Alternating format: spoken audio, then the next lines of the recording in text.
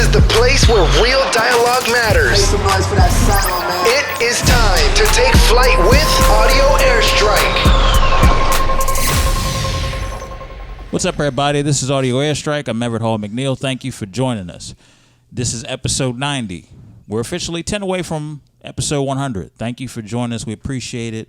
We got some special guests. We're recording in a different location. We're in the middle of Kansas City, Missouri, and we have some special guests.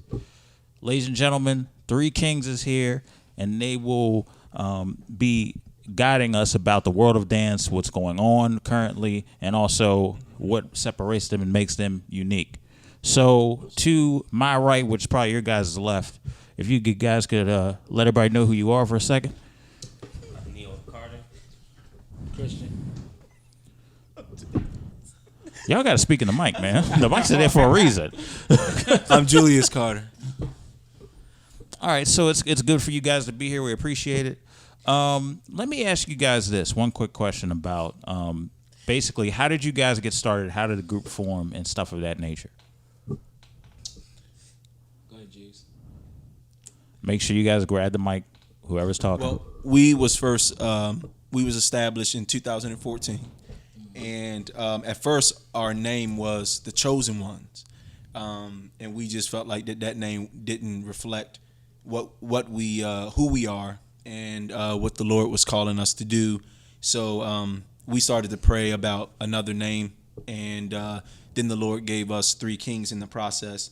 Not to mention that in 2014, as we was being established, one of our great leaders, my spiritual father Tim Houston, just kind of gave us the idea and encouraged us to kind of get back out there on the and start tapping back into that gift that opened so many doors for us in ministry.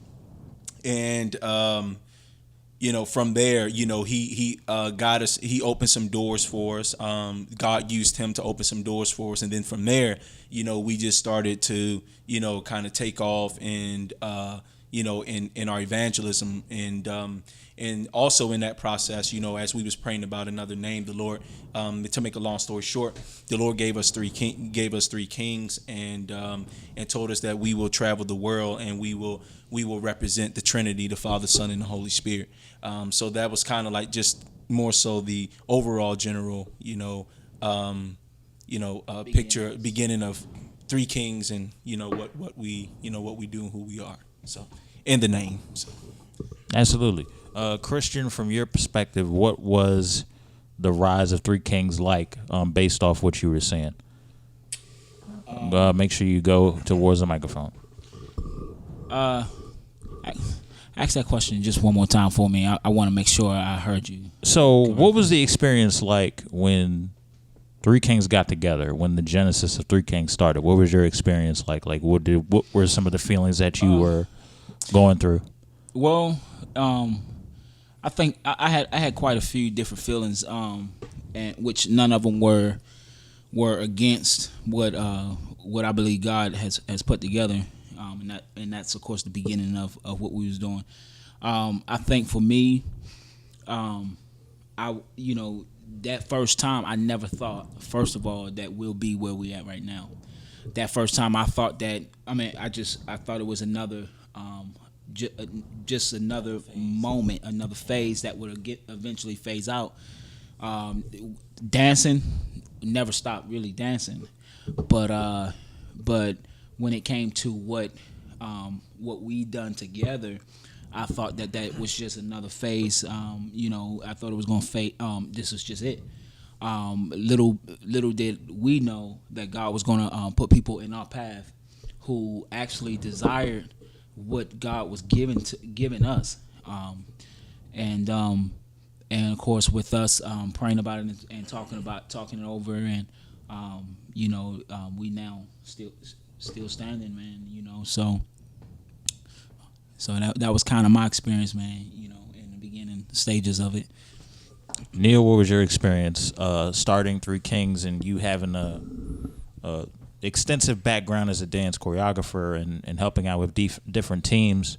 What was your thoughts and feelings going into starting out Three Kingz, this new venture or this new ministry? Yeah, I mean, for me it was exciting, and the main reason why for me it was exciting is because, given that I travel to different schools and studios and stuff like that, and I teach, but I'm never able to really say the name Jesus or use my truly. I mean, my heart is always prayed up. My mission is always to try to reach someone, but it's hard when nobody wants you to say Jesus, and even still to this day I go places and I'm not allowed to say Jesus or use Christian music or any of that stuff, and being able to take my gift and truly use it for his purpose and to bring glory to his name. Yeah. For me that was exciting because I felt like I was restricted in a way. Like I can only use it for this thing and I can't take it beyond that. So when Three Kings came about, I knew for a fact that it was the Lord, speaking to us and wanting to use us to be able to bring glory to his name through the art of dance. And because I feel like it's bigger than dance, man. And I tell myself all the time that if it stops there, then I've failed as a leader. I failed as a choreographer. I failed at my job. If I let it stop just at being a good choreographer and teaching. Don't get me wrong, I love those things and it's something I'll forever do and I love it, but at the same time I want to be able to really reach hearts and bring people closer to know who Christ is. Yeah. That's good. Why do you think there has been such a restriction, especially now? Why do you think there has been such a restriction with the fact that you do have some ministries even scared to say, oh, well, make sure you don't say Jesus in this, and make sure you don't get don't go too far? Do you think it's because it's an issue where it's like the church is dealing with a lot of backlash over church hurt and past mistakes that it's got them walking on eggshells, or what's going on? Well, I'll say this: when it comes to different churches, I think that's completely different than when you walk into a school. When we walk into schools and organizations and things like that outside of what many would call ministry, for us, ministry is sitting at the table. For us, ministry is walking down the road and seeing the need, but I think where the difference of that is that I walk into a church and there's people who have, just like the Pharisees, who have claimed to love Jesus and to walk that name out, but are so far within themselves that they can't break those barriers. You know what I mean? I believe that God has called all the arts, all the gifts, all that belongs to heaven. But I believe that when we come in and we're different breed, and I think a lot of people is just afraid to embrace the different breed. If I look at one direction, it's difficult for me to look to the right because this is where I'm comfortable. But God is calling us to break from that, to teach us the things and to show us the things that we have never ever seen before. It's like a horse with a stiff neck. God is, we're constantly trying to turn that horse neck, and that horse rebels against it, and never will it get to the place that it needs to go to because that stiff neck. And I think that's a lot of what we're dealing with. When we walk into schools, and we understand that there's parents. We have to respect the fact that there's other religions in there that don't want to hear what we got to say. There's parents who don't want you, this school preaching a gospel that they don't believe in, and we got to understand that everything starts in the home.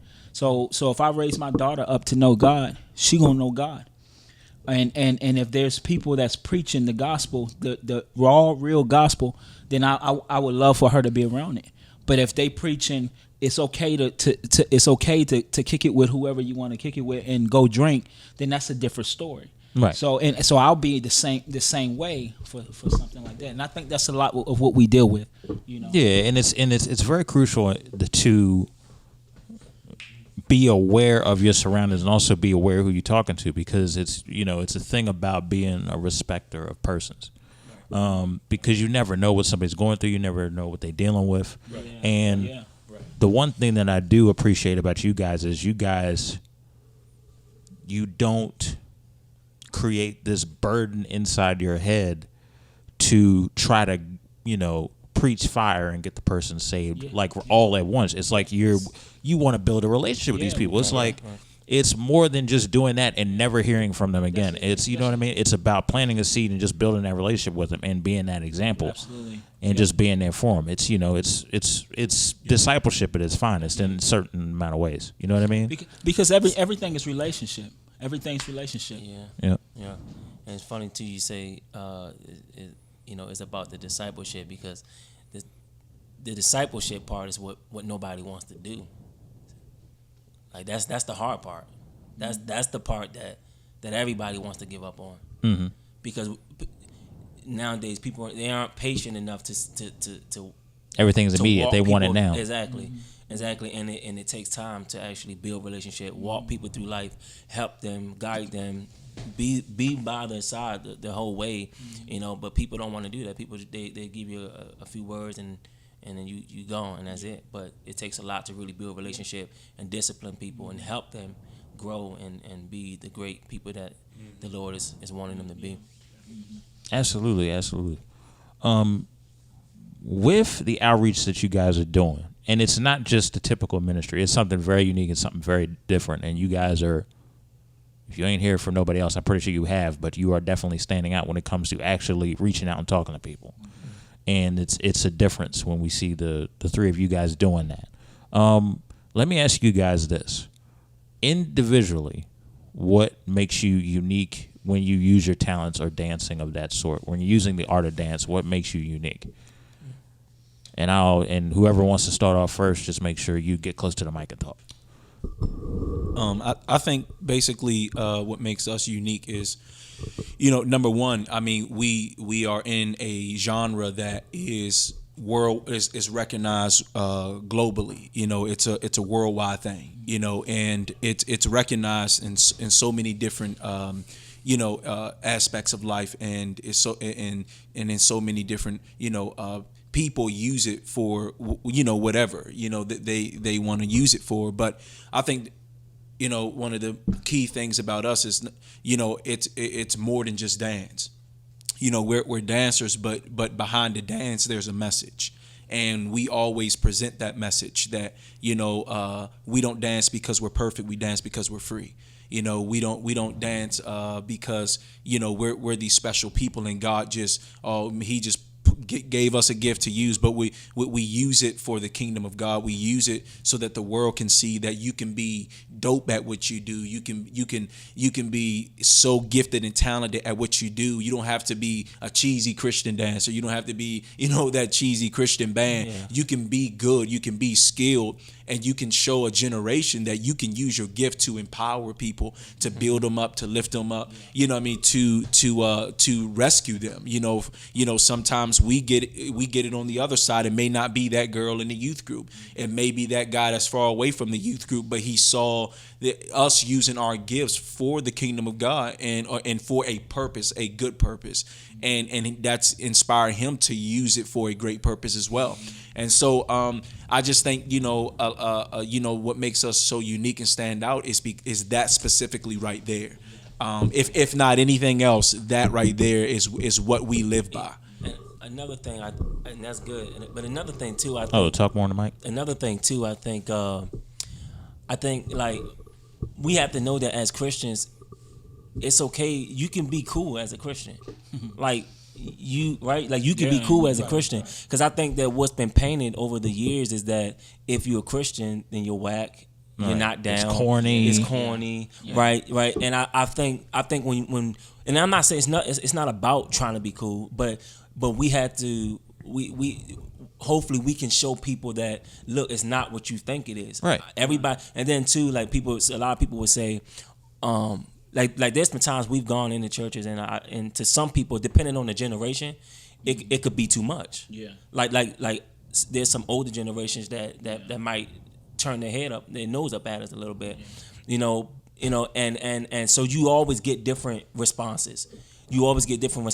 And I think most of the time for the young people, they look at it like, I ain't trying to be no Christian, man. It's cheesy, and just like the older folks look at it like, that's too much hip hop in there. You can't. No, we don't like that hip hop. Those guys with their head backwards, and with that loud music, we don't know what they saying. So you always get different responses, right? You always get different responses. Yeah. But I think what makes us unique is that we're showing people that no, you could be a Christian and you could be cool at the same time, man. And you don't have to run from being a Christian because people are gonna laugh at you and talk about you or down you because of your religion. No, like you could be a Christian and you can have swag at the same time. There's nothing wrong with that. Yeah, absolutely. I think expression is very important, especially when you're a Christian, because there's certain, like even with you guys, there's certain styles or certain ways that y'all dress. Yeah, y'all are brothers, but you separate yourselves individually, being like, well, my preference is this, my preference in dress is this, and even down to lingo or personality. Slightly different. So when people get it inside their head that, I'm going to lose a little bit of my personality if I sign up to be a Christian, that's further from the truth. Right. That's further from the truth. You can still be exactly who you were from a personality perspective and still be able to worship God at the same time. It's just you're more mature and hip to certain things. That's all. You know what I mean? That's good, man, because we do also on that note, because and I feel like I'm a witness to it, and we all are. But what we have to understand is that when we get saved, or when we ask God into our lives, we got to understand that God is going to target the things that is going to make you greater. It's going to make you greater than what you've. So instead of looking like the man that came out of the cave, you now look like the man that God has called you to be, and more. So for instance, with here come Jesus, and he's walking, and he tells Peter, Peter, follow me, and I'll make you fishers of men. Here's the thing, Jesus never said, I'm gonna stop making you fish. He was fishing. He was a fisherman. Jesus never said, "Hey, I'm going to stop making you fish for." He said, "I'm just going to come and put my spirit on what you already do." You know what I mean? And I think that's the difference. That is the difference of what we do. I think that because we once danced for the world. We once danced for the world. That's what we and here's the thing, man. Is that the key point of all this is humility. It's humility. It's so easy to do what we do, and carry pride in this genre, in this generation, in what we do. We sense it. Even in the gospel world, we've seen it. I've been to Texas time after time, right? And there's moments where I remember. I'm specifically saying Texas because I remember this time, man. We was there not to perform but to minister, and we was dancing, and we had it was a rack of young men our age down in the audience, and instead of worshiping, they want to challenge us. This when crumping really got its name and was out there, and everybody's crumping. And I remember the battle that was going in my head. Like, man, wait till this is done. I'm going, and that tug. So it's so easy for us to come to move into this pride, like we have it and we got it. I think what also makes us different, man, is that when we walk in these places, man, there's God has graced us with a spirit of humility. True humility, man, is recognizing that we don't have it, and that I'll sit down today and stop dancing if that's what God has called us to do.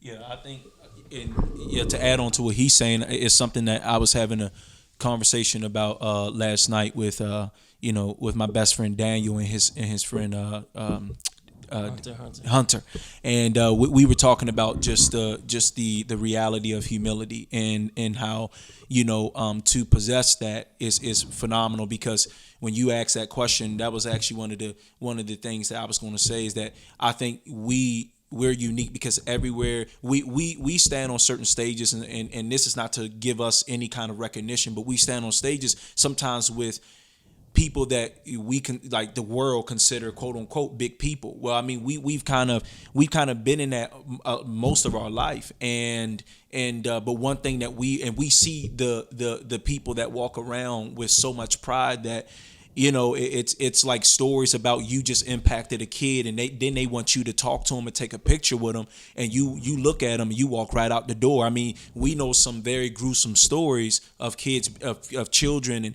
people being hurt because by the people that they looked up to and that just ministered to them, and then they can't even stop and lay hands on them and just pray with them for 30 seconds. So I mean, we see that, and I think one of the things that the number one word that we've gotten that has been spoken into our ministry since day one is that you guys possess a great level of humility, and don't change that, because the same humility that got you guys this far is the same humility that's going to take you further.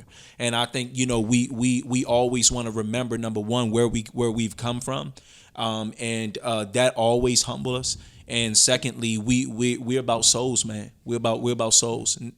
Is everything else can fall to the back, man. But our message is that whom the Son sets free is free indeed, man. We're about souls. That's what overall. That's what makes it different. Oh, make sure you're talking to Mike. Because I know tons of dancers, and all over the world. But I don't know tons of dancers that's trying to use that gift to help change somebody's life, even in the Christian world. Yeah, even in the Christian world, and bring light and shine light on His name. But overall, what makes us different is that we understand that it's bigger than dance. I always say dance is just the hook. It's just the tool. That's the tool that we use. That gift. That's the tool used to reach someone's heart. And at the end of the day, that's what it's about. That's what it is. That's awesome. That's really awesome. And Neal's the coolest out of everybody in the world. That's Batman down there, y'all. He used to be Robin, but now he's not. He crossed over to the Hawk. Just like y'all know that. No, I still like Robin. Look, we ain't gonna go here. Are you so? Like the Hawk. Oh wow. He cocky, man. It's like. You can roast him if you need to. This is a free. I didn't even say nothing. This is a free forum. If you need to it. roast him, you can. Oh man. So let me ask y'all this. I know this is kind of a little bit. Different, but what was that? So I noticed that you, style wise, you kind of favor Batman, Mickey Mouse, stuff of that nature. Where did that come about? How do you put Batman with Mickey Mouse? That's what you wear. Oh, no. That's what you wear. That's some of the stuff you wear. No, that was just a cool From shirt, a pop man. culture. No, man. Just say Batman, man. say no. Batman's just something that it stuck with me since childhood, man. Like, oh, okay. Yeah, like since day one, man. We've always loved Batman, but I don't know, man. I always loved it. So I used to try to take his Batmans. Yeah, he's trying to take my I used to Batman bribe and him. stuff. I was, man. Listen, I was a hustler, man, from day one. I came So out. he the- hustled I me came for out my the womb Batman. like, man, I'll give you this if you give me your Batman. Yeah, and I was like, It worked. no. It worked. No, it worked about. Nah, it never 70%. worked. It ain't never worked. I got it later because you know how kids are. We get toys. Yeah, he lying now because And it ain't then- never worked. I always. You can pull the mic to you. But I will say this though, is that we actually gave him the name Batman. My sisters, all my siblings. We are actually we come from a family of 11. And Big family. yeah, and it's 5 boys and 6 girls. And we gave him that name because Neal, like no lie, he will be sitting here talking to us one moment, and then the next moment Neal just gone, like he faded like the Dark Knight, and everybody like, where is Neal? Like, I mean, one moment, I kid you not, one day it was me, my stepdad, my was mom. on the toilet. We were in the house, and we just had a conversation with Neal.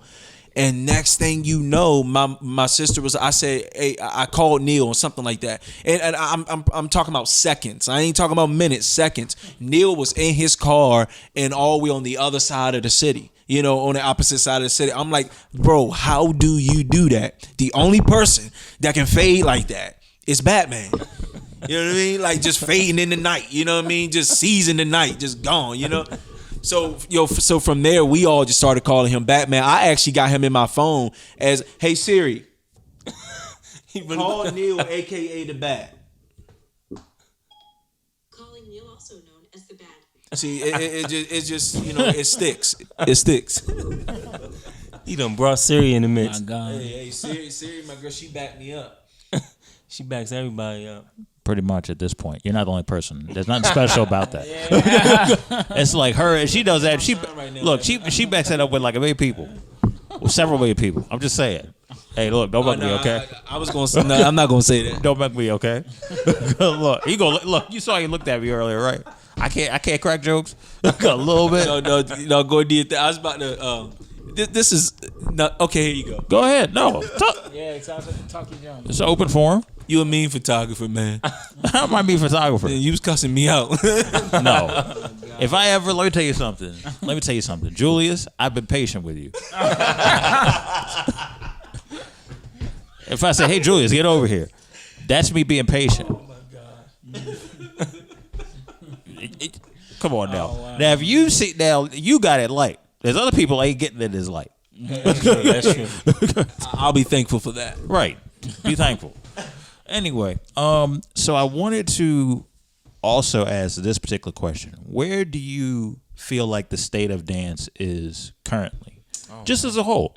Because I'm looking back at 10 years ago, and it seemed to be more publicity and publicly out there. There were the Step Up movies. There were a lot of the Best American Dance Crews. There were different dance crew shows on television.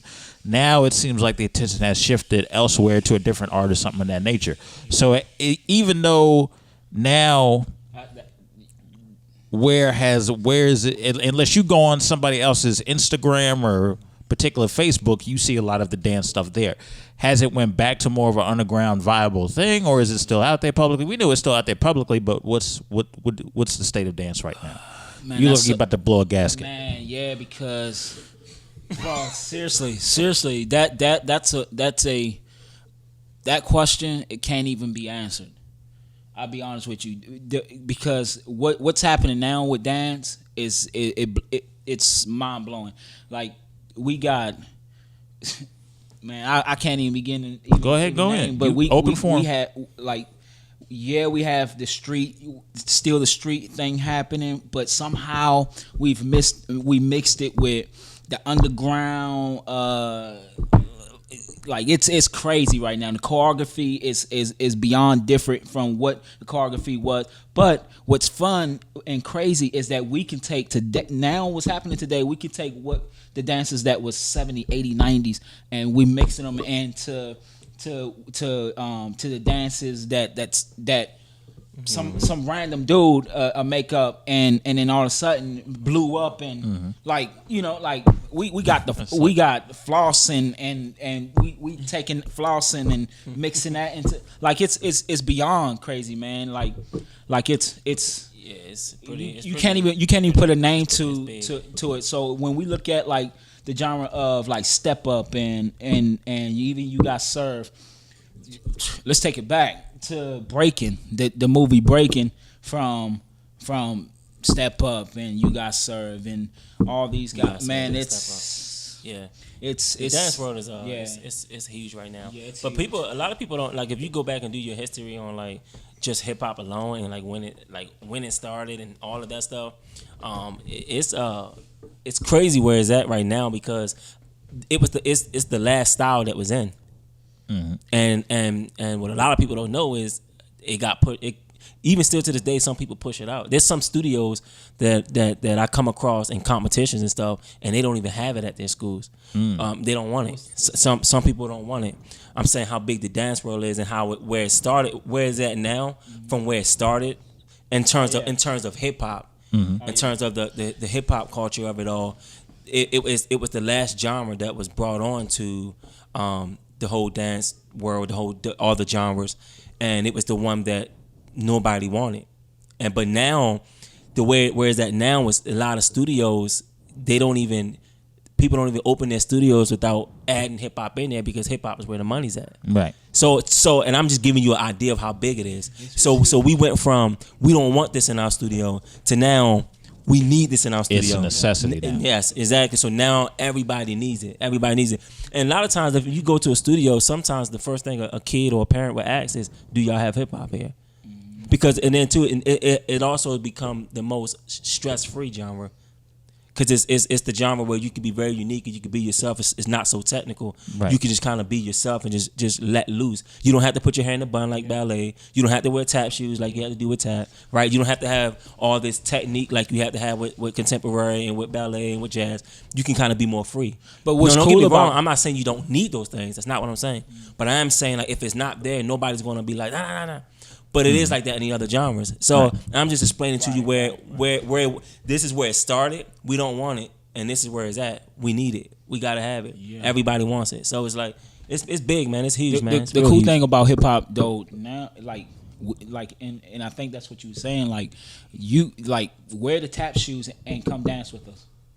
Wear the ballet, and You come can wear a leotard and go in there and dance. And come dance. Right. Nobody's gonna laugh at you. But if I want to do a Nutcracker, you better have your tights on and and that's not disrespecting them because for me, I mean, I've been blessed to be able to be amongst like those who do ballet and jazz and not so much like tap dance, but Believe it or not. But man, I've been able to be in those genres, man, and I learned a lot from them. But it definitely is like a little more like hip hop. It's street. It's street. It's like everybody's welcome. It's like Big Mama's house. Like everybody over there eating chicken and greens and mac and cheese. Collard green, black eye. But not all everybody's inclusive. welcome to the White House. Hungry now. Right. You know what I mean? It's very inclusive. It's very inclusive. So, It's big. It's real big, man. It's definitely the only genre in dance that you can come and be yourself. Like you could just come and do you and feel comfortable, let it all out. Because those other ones, there's so many. It's so strategic. It's so intense. It's traditional. It's ran a certain way, and it gotta stay that way. You know what I mean? Yeah, and they're great. But it just what hip hop has created is sometimes it just carry a persona that a lot of them don't carry. You know what I mean? And it really I know people. I know we do workshops as well. Like when we travel, we do workshops, and I know so many of those kids, they come in there, and I don't always get to see him teach in schools or in studios, but we get to see him teach when we're on the road. And so many of those kids come in there, and they're not really great dancers. They're not. They're not like skilled dancers. Well, if a ballet teacher was to do that with them, they have to have some kind of strong foundation to get in there and be able to hang with them in that setting. In that setting, they can be taught behind closed doors, but in that kind of initial setting. But hip hop, man, it creates something where it brings so much out of a person in an initial moment who may not be as skilled as Neal or Christian, but they're in there. You know what I mean? And so we've seen we've seen kids cry because they like, you made me feel so great. You didn't look at me. You didn't look down on me. And then we create an atmosphere in the class that, look, we all in here just learning. Like we're family in here, and it's a great feeling. So if Tom is dancing, we all around Tom is just pumping him up. Go Tom. Like it's nothing like condescending or trying to ostracize someone and make them look like that they're less of. So I think that hip hop, it brings a lot. And we like they said, man, we used to dance for the world. We used to win big competitions, all of that type of stuff. And to now be able to use it to empower people, man, and to build them up even in that way, man, it's a much better feeling of just getting applause because you just won first place. You know what I mean? Like it's just so much more amazing. more rewarding. You know. That's interesting. That's a really good look on it. You guys got a good head on your shoulders about. Yeah, I think we do. I'm still a little worried about you though. I still am a little bit worried about you. I'm a little bit worried about you. I'm a little bit concerned, bro. Help him, Lord. Help him, Lord. Help him.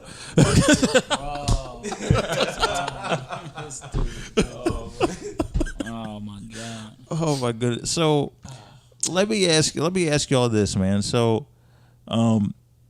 I've seen a lot of different dance crews do different styles. I want to ask y'all individually this question. What is your individual style that you bring towards the table? We know that you guys come from a heavy hip hop dance background. Right. But what type of style? Different styles within hip-hop. hop. So what are you guys? A lot of people don't know that. Right. People think when you say hip hop, they think one thing. Yeah. That's all inclusive. Yeah. There's a lot of different styles within the hip hop. I love that. So what would you, Neal, starting off? What would you say your style is? It's funny, man, because I try not to have a style, man. I honestly like I'm gonna try to make it as short as possible, but I really try not to have a style. I try my best to incorporate as much of it as I can, so that I can be diverse, right? I can tap into a little bit of everything. I try to tap into a little bit of everything. Don't know if I'm always successful, but I try to tap into a little bit of everything. But for me, I've been a choreographer for so long that that's where the bulk of my stuff comes from, and I say that because I'm not the greatest freestyle dancer.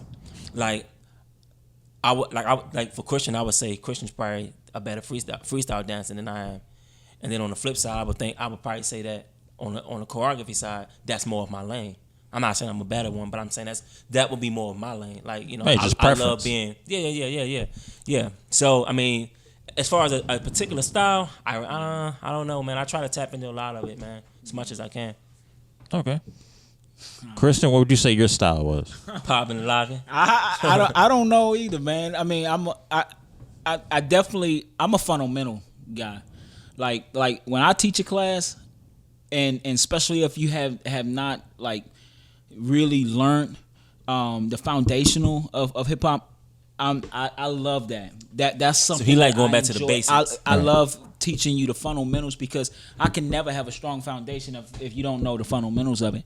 Like that's just given. Like if you don't necessarily know how to pop, no, you can. I can show you how to pop or do a move and you can do it, but it means something more. And even when you go to dance, I mean, just freestyling and freelance, however you want to do it, it brings something completely different in that move. You know what I mean? So I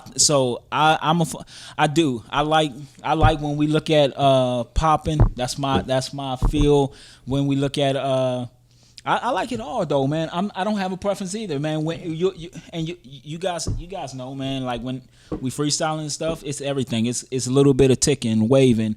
It's a little bit of locking. It's a little bit of popping, man. But what's made it so cool too is like you can be sitting there waving, and out of nowhere, that waving can turn into like tutting and stuff. You know what I mean? So like you don't feel like you have to sit there and just pop and lock the whole time. Yeah. You know what I mean? You can like, you know, you can immediately like take that popping and locking and go into waving, or take waving and go or into isolations and stuff like that. Yeah. So nowadays, and that's what a lot of people are doing. They just incorporating all of it. But that's exactly right. And what's your style? I mean, honestly, preaching. Yeah, probably that. I don't really have a style. I mean, I'm a great, follower. You know, like So when it comes to choreography, So I say this: we was inspired by Michael Jackson. That's basically who we are, because when you go when you go back to Michael Jackson's roots, it's hip hop. You know what I mean? It's pop locking. You know what I mean? Like before Michael Jackson was doing some of the stuff that you saw him transcend the business with, he was doing pop locking. You know what I mean? And he was doing all the dun dun dun dun dun dun, dun, locking and all that stuff. And I know that there's two different things in there, but he was doing it all. Yeah. You know what I mean? He was doing it all. So I feel like that we kind of embody so many different aspects. So I don't think you can really say that, this is we can't really specify. Yeah, see, anything. and it's funny because like I know you probably was looking for us to say a particular style within the realm of hip hop. But Right. I feel like for me, I would be lying if I just said I like tutting and like that was it. Like that's my main. Right. Because if you ask me to tut right now, I probably do like four different things of it and then stop because I don't try to master tutting. I don't try to master breakdancing. Like I try my best to tap into all of it. You know what I mean? Yeah. Because it's like when you're looking at a dance piece and you see like one of our favorite dancers is Twitch. Sir Twitch a lot, and like he and like that's his Instagram name. You know, and he's up there and he's doing his thing, and he's doing so many different genres, you know what I mean? Like so many different, you know, aspects of hip hop. You know, he may move into a tutting, and then he may do some breakdance, and then he may do some pop, then he may do some lock, and then he may do, he may do so many different things in that moment. When you do that too, it depends on how your transaction is. So it's just for people who like, well, how you go from tutting, because before they was like, if you tutting, you tutting. That they was that trying world. to keep you separated. Yeah, that was that world. It was Typecasting. it was if you locking, lock. You know what I mean? But now it's like it's the dance world is has opened the door now to like where you can do what he does. You know, where you mix it up, but you definitely want to make sure the transition from lock into tutting, those things, you know, it's all in sync for sure, man. I want to almost just say we have the street vibe. That street vibe is where a lot of hip hop breaking, let's just say breaking, have come from, that street deal. So it was guys who was in the middle of the street doing whatever they doing, and then somebody else come in and they do what they do. It was just rugged, raw. It's just, and that's what I want to say is that we love it, man. We love just whatever genre, whatever style, whatever is, coming underneath hip hop. Or me personally, I love like ballet and all that. I enjoy that. I watch that stuff, and believe it or not, it takes my hip hop to a completely new realm. To a completely new realm. Man. I mean, there's even NFL players. There's even wide receivers that use ballet because it helps with their agility and stuff of that nature. So that's definitely understandable. We need it. Yeah, like, we need that stuff. It's funny because I was just not that long ago. I was about to say, believe it or not, and I stopped myself. But that's what I was about to say. Believe it or not, I've actually gone. Wore tights before. And I've never worn the tights. I've never worn the tights. But I've actually gone and tried just about every genre. Like I've actually gone and tried it because of my respect level for it. Right. You know what I mean? That's like, right. and I understand that a lot of people like to push hip hop away, but I like to just embrace it all. And each thing complements the next thing. Mm-hmm. Just like dancers will come to me and say, "Hey Neal, can I want to do hip hop, but should I take ballet as well?" Yeah. And I'll tell them I always recommend them to do it because had I done it that way, I think I'd probably be a lot better than I am now. But I try to tell them you got to do it because it help balances you out and it help that ballet will complement that hip hop. You may not see it. You may not see it right now. You may not think it because you really don't want to go. But I promise you do it, you'll see what I'm talking about. So yeah, man. Yeah. And ballet will stretch you. And Lord knows that I need to learn the greatest techniques of stretching. I think stretching is You see what I'm crucial. Like, very crucial for what you guys are One doing. day, we were in Colorado. We was about to go up. We was in the back stretching, and I don't know if we were ministering that night. We was taking over. Or batteries low. All right, let you finish your thought. Go ahead. And just a quick. And I don't know what happened to me, and they thought I didn't stretch that day and stuff like that. Like I did, but I think sometimes it's about the technique of it too. And they have a better technique of it, and stuff than I do. But something happened in my. Something happened in a certain area that I can't talk about. Oh man! Bro, listen. No, it was in my groin. Listen, I'm gonna step back from the mic on that one. bro. In No. the dance world, it is what it is. Yeah. stuff will happen. Things will get pulled. So like you It know, happens. I almost pulled, you know, and it was like an immediate snap, and I was like, whoa. You know what I mean? I think I leaned on Christian, my friend Daniel and them over there. I was like, whoa, and I think I almost fell on Christian because he the thickest. So I knew I had to fall on him. If I fell on Neal, I wouldn't have been supported that well. Whoa, what you trying to say? I ain't trying to say he's strong. He's It's just throwing a lot he's of a blows, wall. man. He's an initially. Yeah, I know. I I'm got stand you. up. That's you a see what Matt I'm saying? truck. So the point is always stretch. Always people. stretch, man. Always stretch, man. Always stretch. The point is always stretch. I want to ask Julius this question. This is like one last question. Where do you see Three Kings going in a couple short sentences from here on out? From coast to coast, baby. It's like no, I see, I see so much. I see ownership.